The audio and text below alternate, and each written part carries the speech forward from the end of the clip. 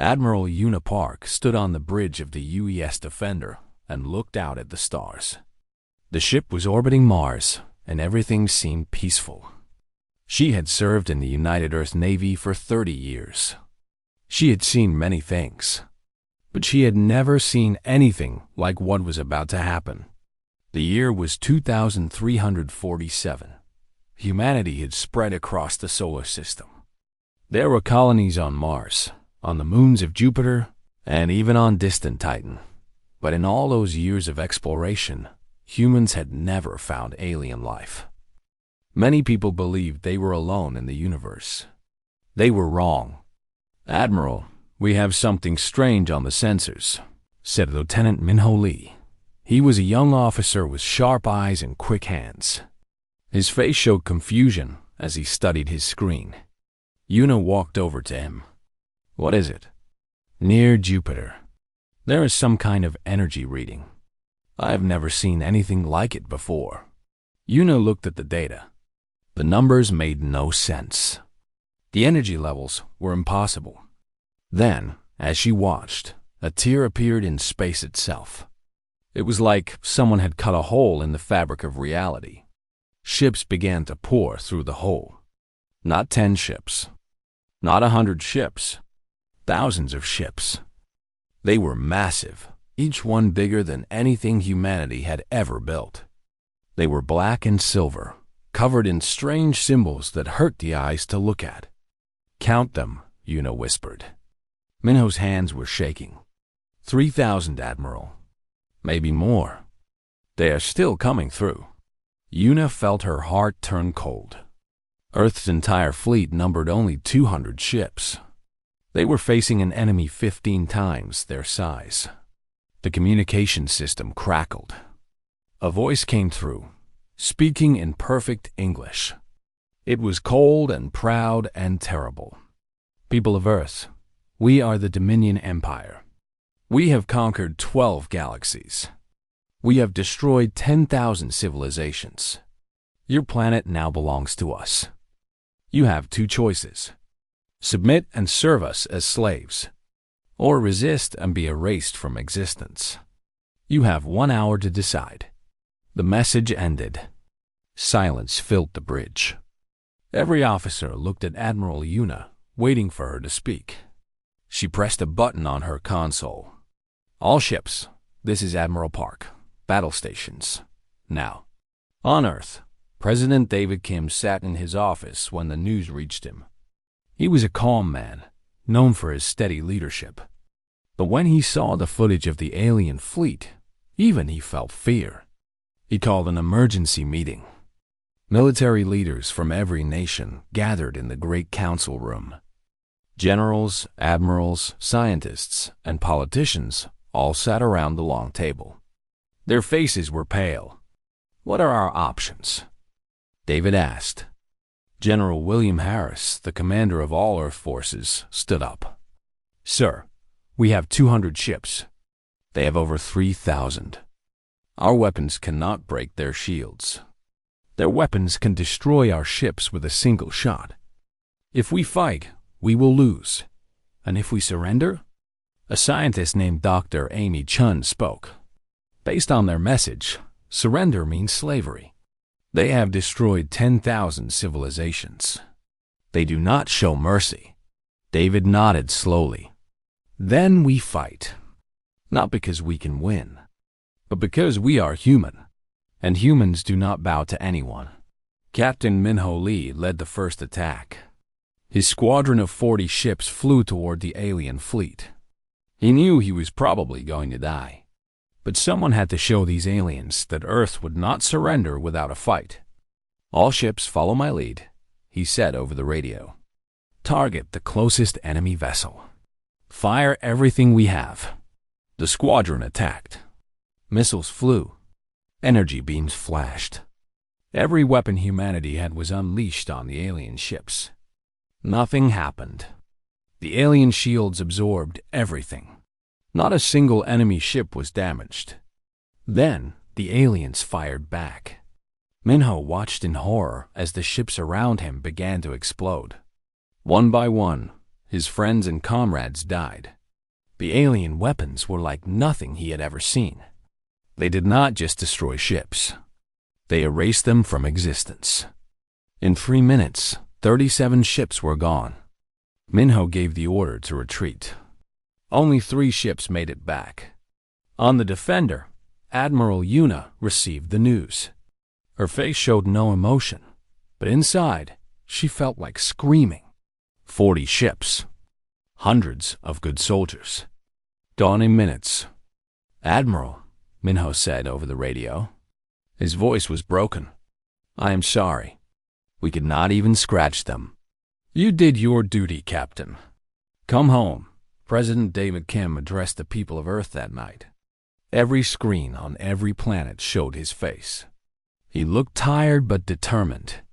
"People of Earth," he said, "today we faced an enemy beyond anything we have ever known. We lost good men and women. We lost ships and hope. But we have not lost our spirit. We are still here. And as long as one human breathes, we will fight." But even as he spoke, David knew the truth. They had no chance. In 3 days, the alien fleet would reach Earth. And when it did, humanity would end. Far away, in a small house in Arizona, an old woman watched the president's speech. Her name was Hannah Song. She was 89 years old, a retired general who had served in wars that most people had forgotten. As she watched, her phone rang. The caller ID showed a number she had not seen in 40 years. A number from the old Pentagon archives. She answered. "Hello?" A computerized voice spoke. "General Song, authorization code Delta Echo 77. You have been granted access to classified file Project Echo. Please confirm receipt." Hannah's blood ran cold. She had heard rumors about Project Echo when she was young. A weapon so terrible that the government had buried it. A weapon that was supposed to be humanity's last hope. "I confirm," she said. Her computer screen lit up. Files began to download. Reports, blueprints, scientific data. And at the top of every page, a warning in red letters, humanity's last option. Hannah read through the night. And as the sun rose over the Arizona desert, she understood. There was still hope. But the price of that hope would be higher than anyone could imagine. She picked up her phone and called President Kim directly. "Mr. President," she said, "my name is General Hannah Song. I know how to save Earth. But you need to listen very carefully." Outside her window, the stars still shined. But somewhere among them, 3,000 alien ships were getting closer. The clock was ticking, and humanity's darkest hour was just beginning. General Hannah Song stood in the elevator as it descended deep into the earth. The Nevada desert above her was hot and empty, but down here, under 1,000 feet of rock, the air was cold and still. She had traveled for 6 hours to reach this place, a place that did not exist on any map. President David Kim had listened to her. He had no choice. When a retired general calls and says she knows how to stop an alien invasion, you listen, even if her story sounds impossible. The elevator stopped. The doors opened. Hannah stepped into a massive underground bunker. The walls were made of thick concrete. Old computers lined the room, covered in dust. No one had been here in over 200 years. A voice spoke from the shadows. I wondered when someone would come. Hannah turned. An old man sat in a wheelchair near the far wall. He was thin and pale, with white hair and eyes that had seen too much. But those eyes were still sharp, still alive. "Dr. Jisoo Kang," Hannah said. "I thought you were dead." The old man smiled weakly. "I should be. I was born in 1962. That makes me 385 years old. The cryogenic systems have kept me alive all this time, waking me only when needed. And it seems I am needed now." Hannah walked closer. "You created Project Echo." Yes, in 2089, during the last war, the world was burning. Every nation had nuclear weapons. Humanity was about to destroy itself. So I built something worse. Something that could end any war instantly. What is it? Dr. Kang pressed a button on his wheelchair. The lights in the bunker flickered on. In the center of the room stood a massive machine. It was shaped like a sphere, covered in wires and tubes and strange metal plates. It looked like something from a nightmare. "This is Project Echo," Dr. Kang said. "It is not a bomb. It is not a missile. It is something far more dangerous. This machine creates a quantum resonance wave. When activated, it can destabilize matter at the atomic level." Hana stared at the machine. "What does that mean?" "It means that anything caught in the wave simply falls apart. Ships, buildings, people. Their atoms lose connection with each other. They dissolve like sand in water. The effect can be targeted. I can choose what the wave destroys." Hana felt sick. Why was it never used? Because we ran out of time. The last war ended before we could finish it. And when peace came, the government decided that this weapon was too dangerous to exist. They sealed it away. They froze me so that I could finish it if humanity ever faced extinction. We face extinction now. Dr. Kang nodded slowly. "I know. I watched the invasion on the old monitors. 3,000 ships. A force that can destroy entire galaxies. Earth has no chance against them with normal weapons. But this machine can stop them. Yes, if we can complete it." Hannah sat down on an old chair. Her legs felt weak. "What do you need?" Dr. Kang explained. The machine needed two things. First, it needed a power source equal to a dying star. The energy required was enormous. Second, it needed a targeting system that could hit thousands of ships at once without touching anything else. "The power we can solve," Dr. Kang said. "There is a fusion reactor under the Pacific Ocean, built during the last war. It can produce enough energy if we push it to maximum capacity. And the targeting system?" Dr. Kang was quiet for a long moment. "That is the problem. The wave must be guided. A computer cannot do it. The calculations are too complex. Too many variables. Only a human mind can process them in real time." Hannah did not understand. "So we find a smart person, a scientist, a mathematician." "No, you do not understand. The human mind must merge with the machine, become part of it. The person must see through the wave, feel through it, guide it with their thoughts. It is not just operating the weapon. It is becoming the weapon. Can a person survive that?" Dr. Kang looked away. "I do not know. I never tested it. But I believe the process will be fatal. The human brain is not designed to hold that much information. Whoever guides the wave will probably die." Hana closed her eyes. They needed a volunteer. Someone willing to die to save humanity. While they talked, the war above continued. The Dominion fleet moved slowly toward Earth. They were not in a hurry. The Supreme Commander, a tall being with gray skin and cold eyes, watched the humans struggle. He found it amusing. "They fight like insects," he said to his officers. "Small and weak and meaningless. How many worlds have we conquered?" "Over 10,000, Supreme Commander." "And has any world ever defeated us?" "No, Supreme Commander, none." He smiled. It was not a kind smile. "Earth will be no different. But let us enjoy this. Slow our advance. I want them to feel hope before we crush it." The alien fleet reached the moon. Earth's lunar colonies held 3 billion people.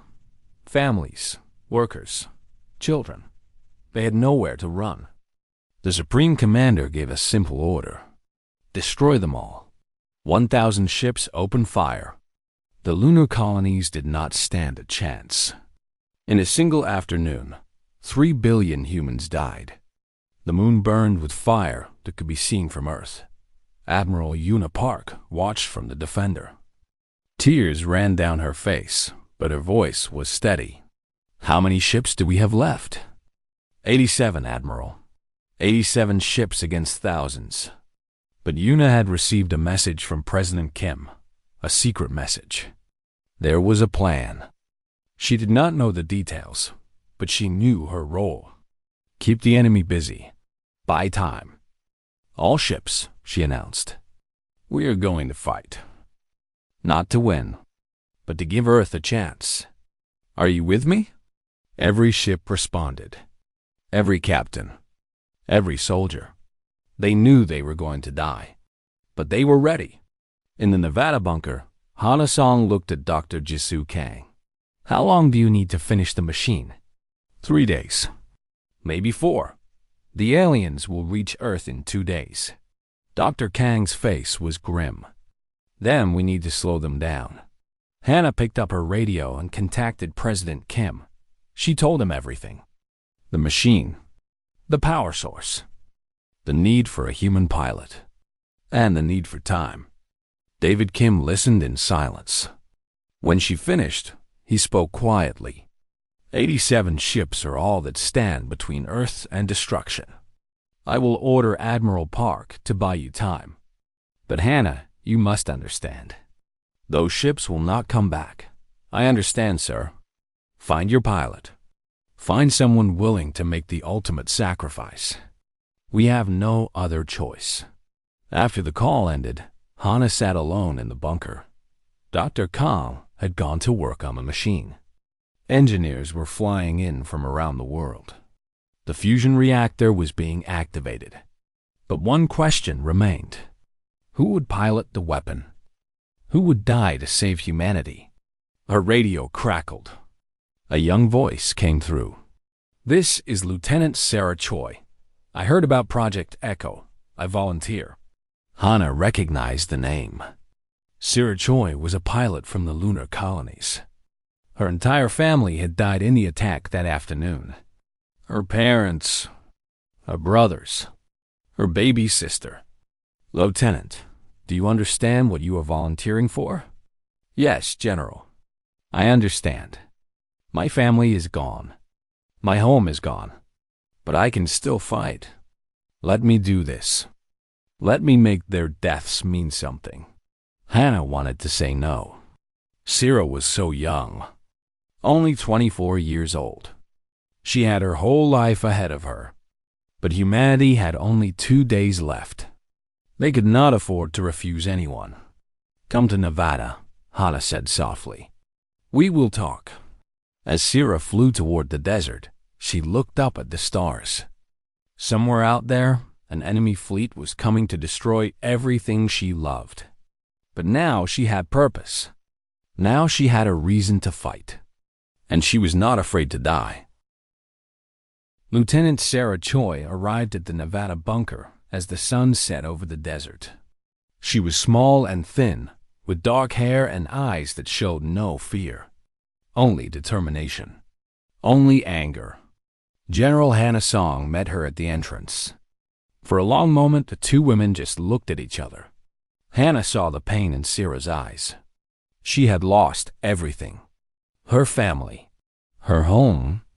3 billion people had died on the moon, and Sarah had watched it happen. You are sure about this? Hannah asked. I have never been more sure of anything in my life. They walked together into the bunker. Dr. Jisoo Kang was working on the machine with a team of engineers. Sparks flew from welding tools. Computer screens showed endless lines of code. The air smelled like metal and electricity. Dr. Kang looked up when Sarah entered. He studied her face for a long moment, then nodded slowly. She has the right eyes. The eyes of someone who has nothing left to lose. Can she do it? Hannah asked. We need to test her first. The merge requires specific neural patterns. Not everyone can survive it. They took Sarah to a small room filled with medical equipment. Doctors attached wires to her head and asked her to think about different things. Numbers, colors, memories. Her brain activity appeared on screens around the room. After 2 hours, Dr. Kang looked at the results. His face was serious. She qualifies. Her neural patterns match what we need. But she is not the only one. 2 other volunteers had arrived. Commander Ryan Yu, a veteran pilot who had survived the first battle, and Sergeant Hemmenbeek, a young soldier who had lost his entire squad to the alien attack. All 3 were tested. All 3 qualified. "Who do you choose?" Hana asked Dr. Kang. The old scientist closed his eyes. "The machine will choose. During the merge, it will connect with the pilot's mind. If the connection is strong, the pilot lives long enough to complete the mission. If the connection is weak, the pilot dies instantly." Sierra stepped forward. "Then test me first." "I am ready." Dr. Kang looked at her with sad eyes. "The test itself might kill you." "Are you sure?" "My family is dead. My friends are dead. If I die trying to save Earth, then at least my death has meaning." Meanwhile, far above them, Admiral Yuna Park prepared for the battle of her life. Her fleet of 87 ships waited near Mars. They were the last line of defense. Behind them was Earth. Ahead of them was the largest armada the galaxy had ever seen. Yuna had received her orders from President Kim. "My time. Keep the enemy busy for as long as possible. Do whatever it takes." She gathered her captains for a final meeting. Their faces appeared on screens around her bridge.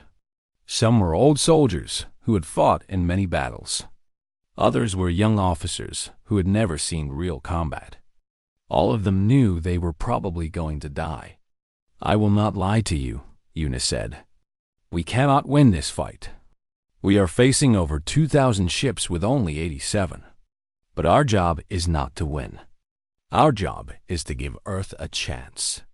Every minute we survive is another minute for the scientists below to complete their work." Captain Minho Lee spoke. "Admiral, what work?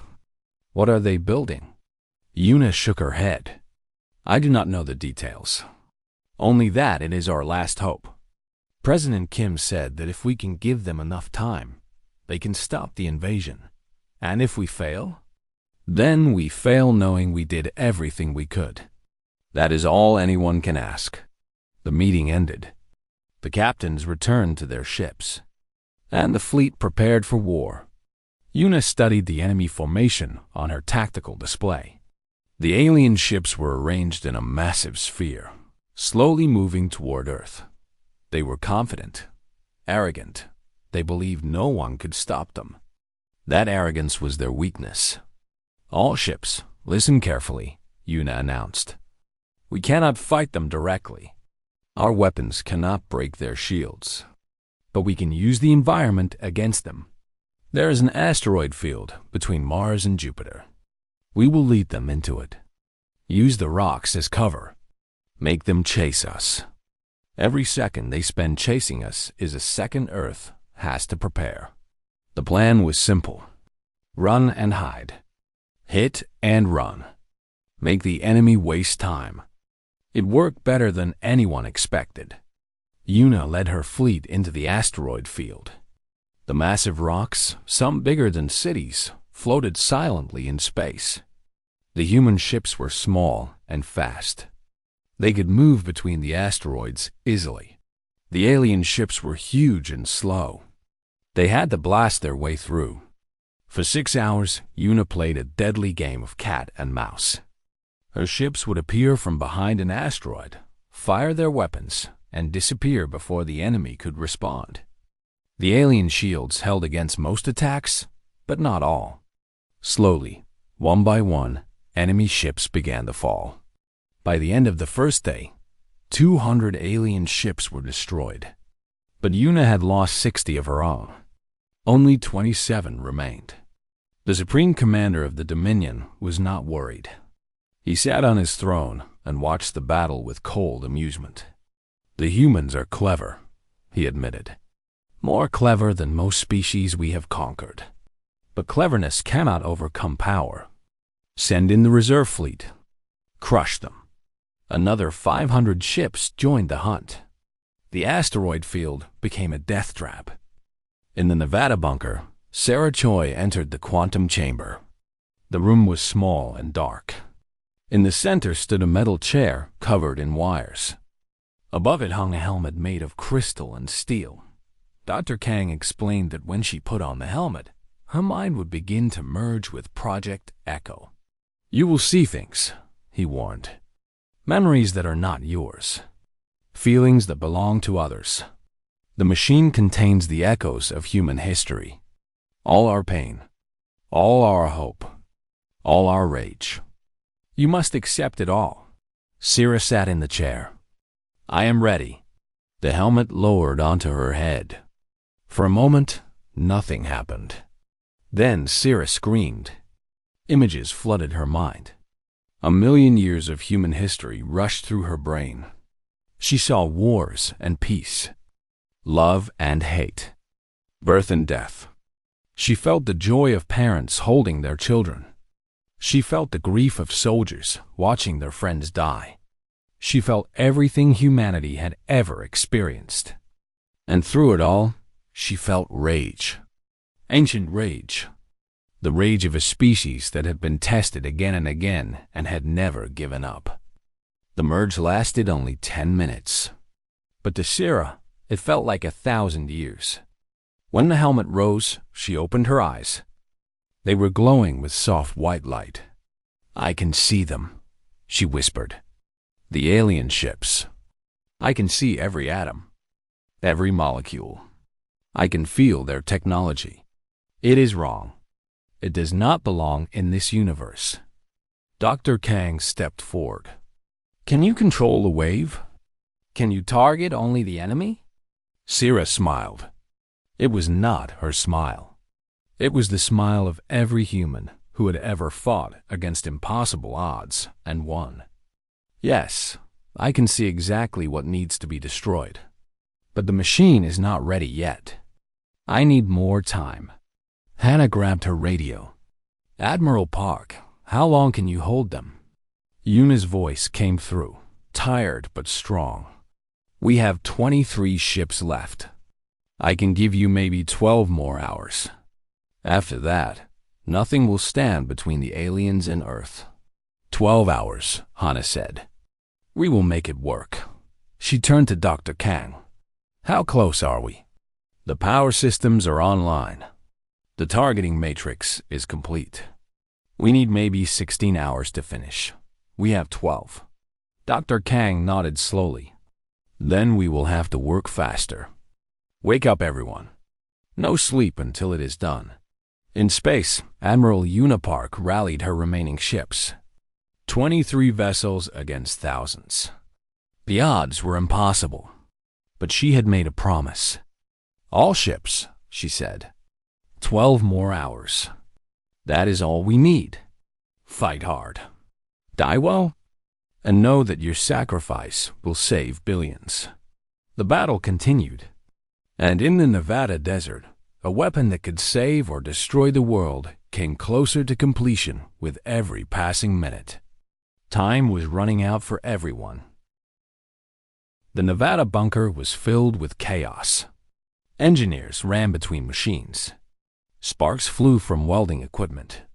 Computer screens showed countdown timers that seemed to move too fast. Everyone worked without sleep, without rest, without hope of survival if they failed. Dr. Jisoo Kang sat at his console, his old fingers flying across the keyboard. His body was weak from centuries of cryogenic sleep, but his mind was still sharp. He had built this machine long ago. He knew every wire, every circuit, every secret. How much longer? General Hanasong asked. Her face was pale from exhaustion. 4 hours. Maybe 3 if nothing goes wrong. We do not have 3 hours. Dr. Kang did not reply. He knew the situation. In space, Admiral Yuna Park was fighting with only 12 ships left. 12 ships against the entire Dominion Armada. They had bought precious time, But that time was running out. In the quantum chamber, Sarah Choi sat in the metal chair. The crystal helmet rested on her head, connecting her mind to Project Echo. She could feel the machine breathing around her.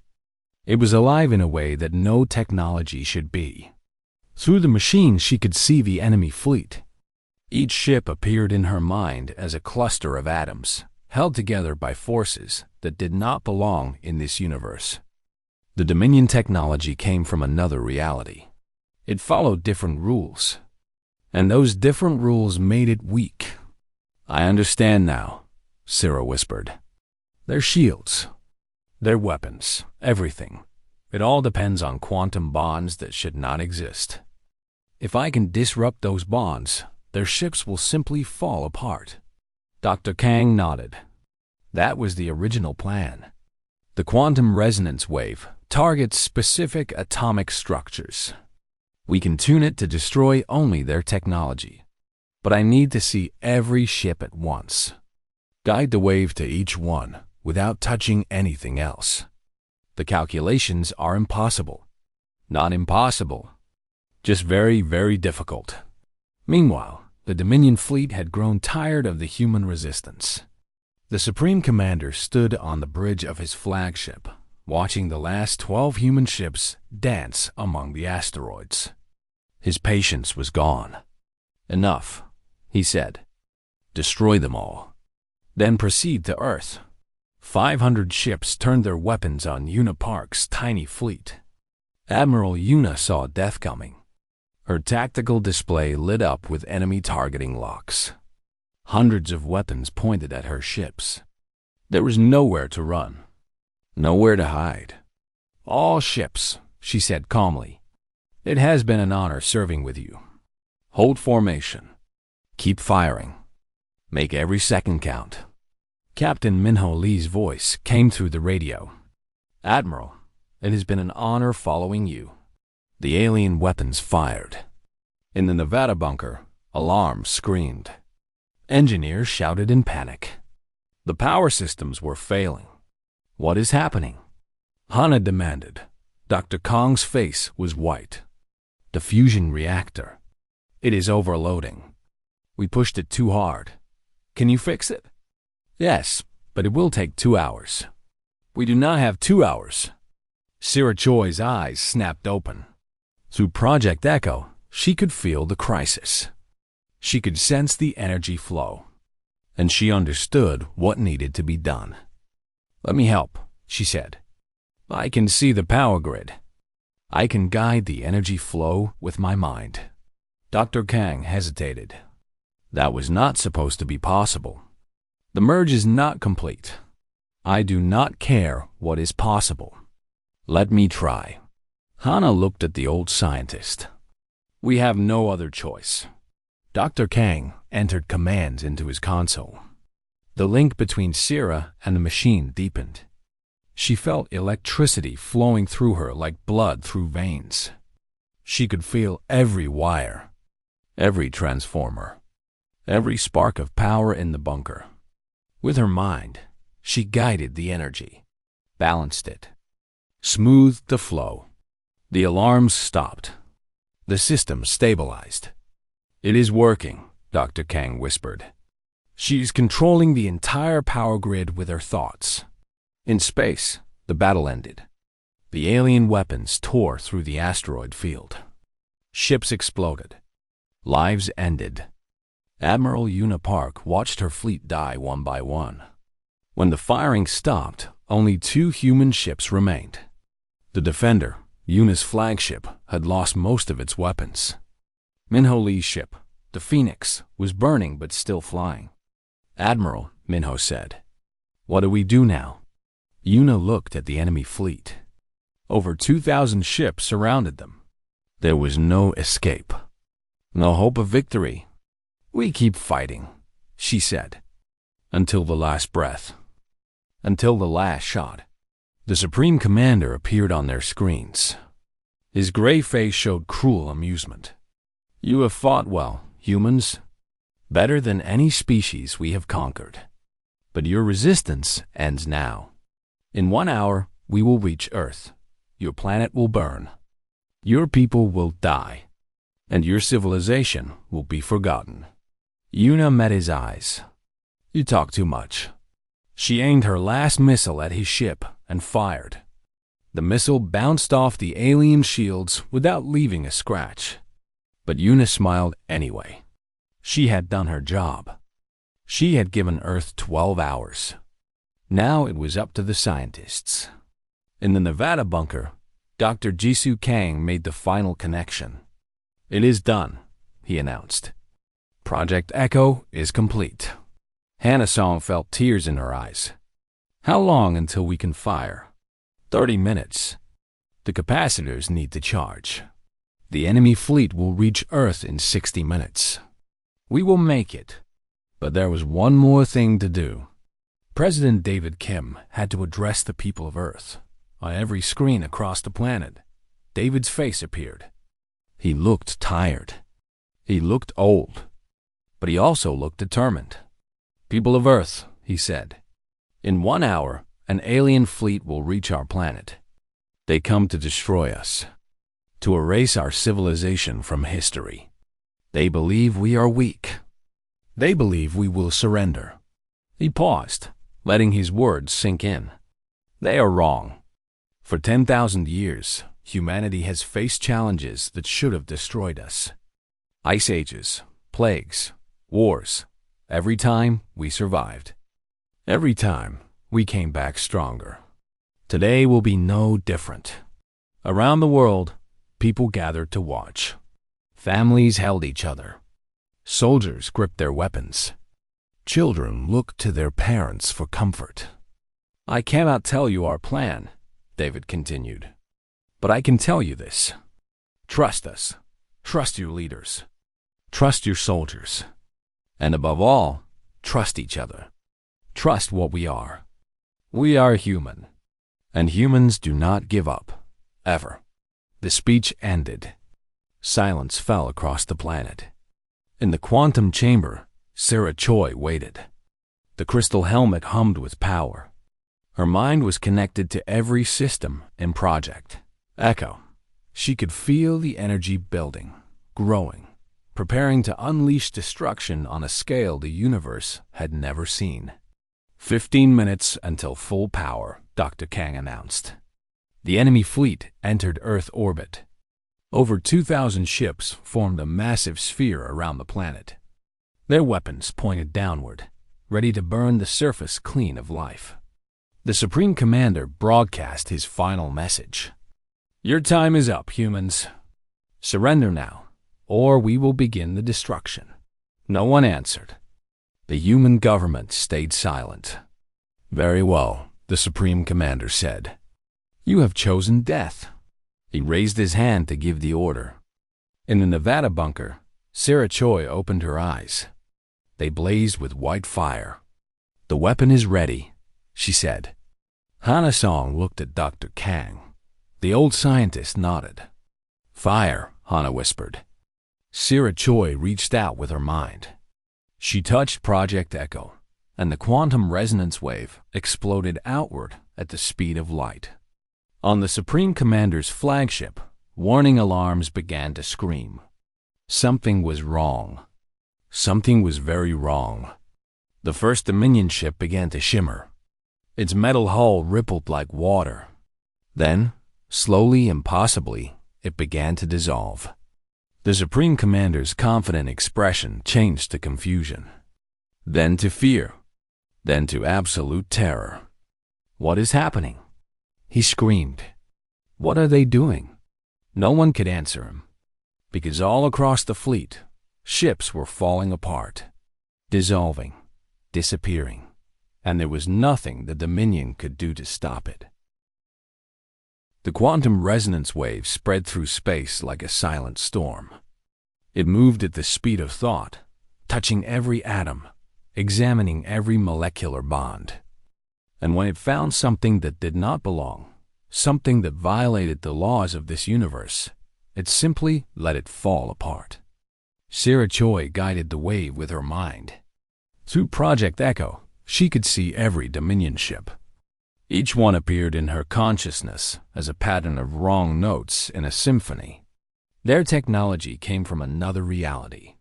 It used quantum bonds that should not exist. And now those bonds were breaking. The first ship dissolved in seconds. Its massive hull, stronger than any material humanity had ever created, simply turned to dust. There was no explosion, no fire, just particles floating in the void where a warship used to be.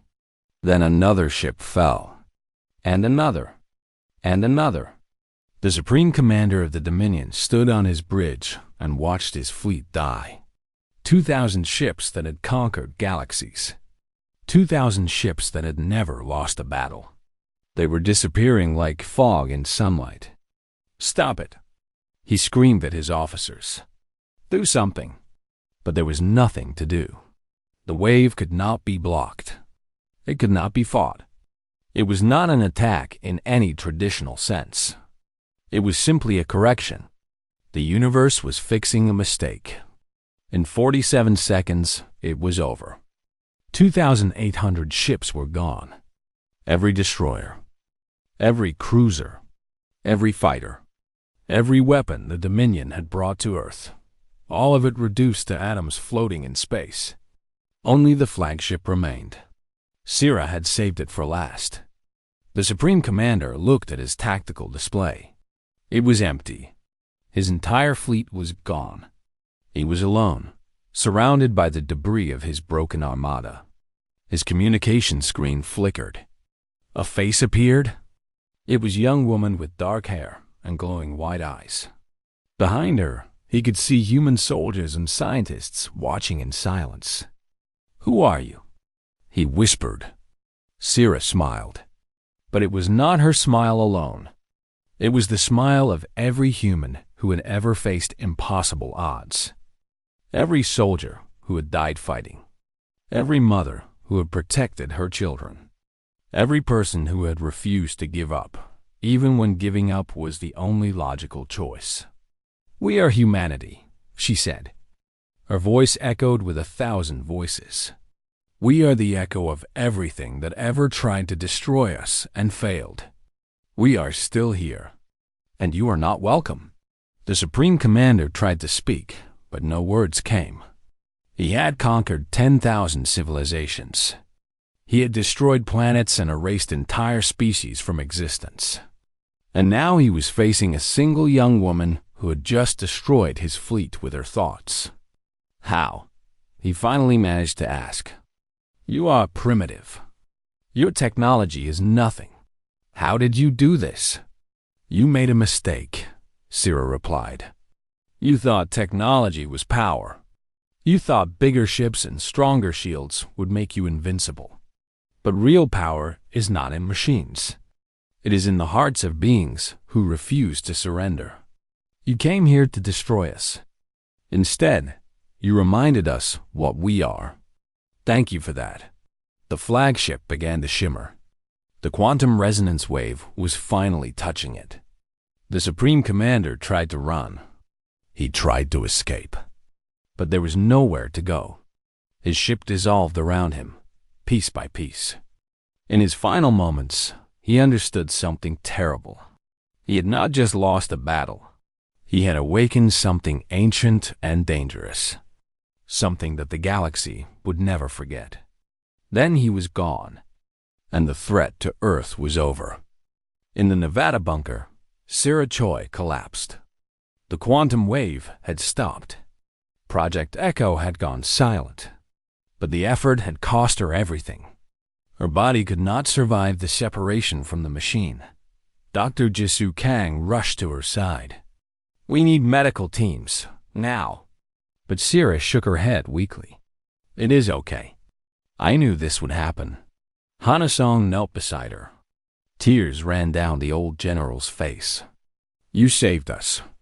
You saved everyone." Sira looked up at the ceiling. Through the rock and concrete above her, she could somehow still see the stars. She could see Earth, blue and green and beautiful.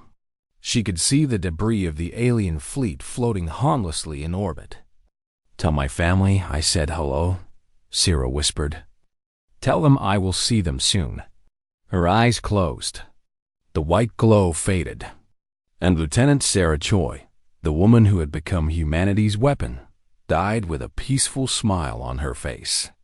The news spread across Earth in minutes. The alien fleet was gone, destroyed by a secret weapon that no one had known existed. The war was over. Humanity had won. People poured into the streets. They cried and laughed and hugged strangers. Church bells rang. Fireworks exploded. For one shining moment, every human on Earth was united in joy. But some people did not celebrate. Admiral Una Park sat in the wreckage of her flagship, the Defender. The ship was badly damaged, but still flying. Next to her, Captain Minho Lee's Phoenix floated in space, its hull scarred and burned. They had survived. Somehow, against all odds, they had survived.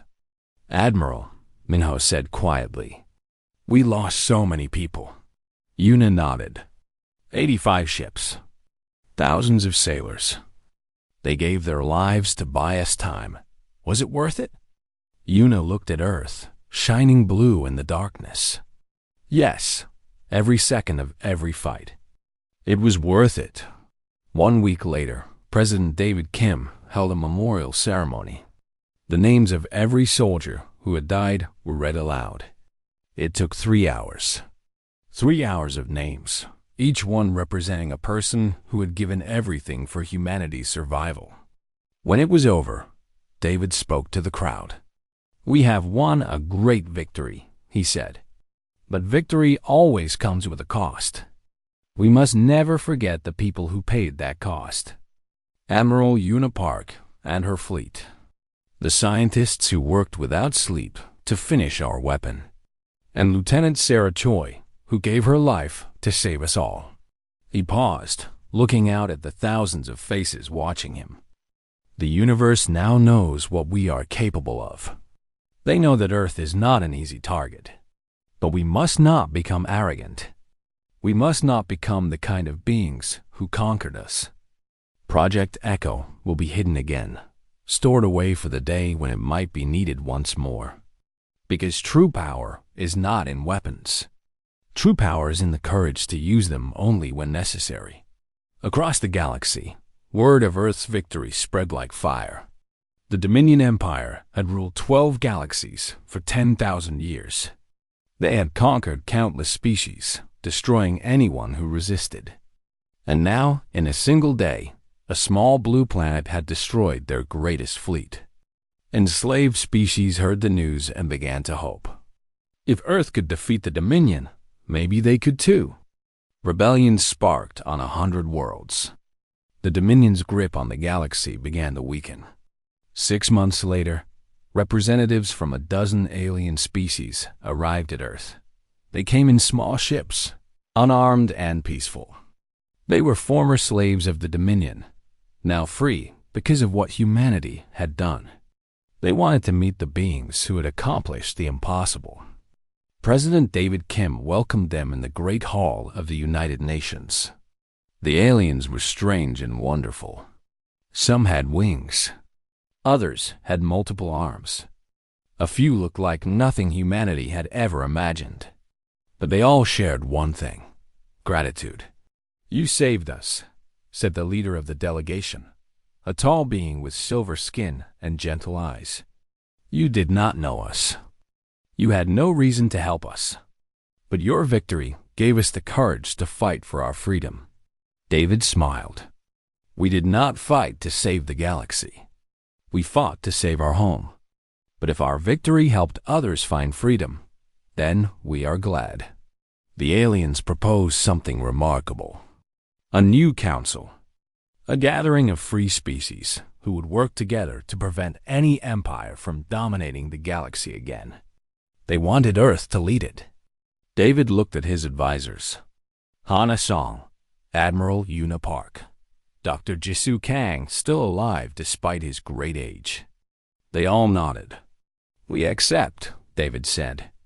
"Not as rulers, not as conquerors, but as partners."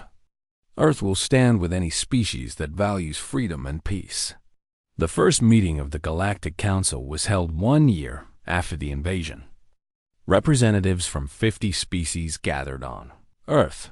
They discussed trade, science, defense, the possibility of a future where war was rare and peace was common. President David Kim addressed the council with words that would echo through history. 1 year ago, my planet faced extinction. An empire that had never known defeat came to destroy us. We had nothing. No allies. No great weapons. No experience with galactic war. We had only each other. And that was enough. He looked around the room at the aliens who had come from across the stars. Let the record show. Earth remembers. Earth endures. And Earth will answer any who threaten our home or the homes of our friends. We are human. We do not seek war, but we do not fear it either. And those who bring war to us will learn the same lesson Dominion learned. Some fires cannot be extinguished. Some peoples cannot be conquered. And some echoes never fade. Far below the Nevada desert, in a bunker that no longer appeared on any map, a light flickered. Project Echo slept. Its quantum systems hummed quietly in the darkness. Its crystal chambers held power beyond imagination. It was the most dangerous weapon ever created, and it was ready to wake at a moment's notice. But for now, it dreamed. It dreamed of stars and ships and battles yet to come. It dreamed of a young woman with glowing eyes who had given her life to save her world. And somewhere in that dream, Sarah Choi smiled. Her sacrifice had been worth it. Humanity was safe. The galaxy was free. And the echo of her courage would ring through the stars forever.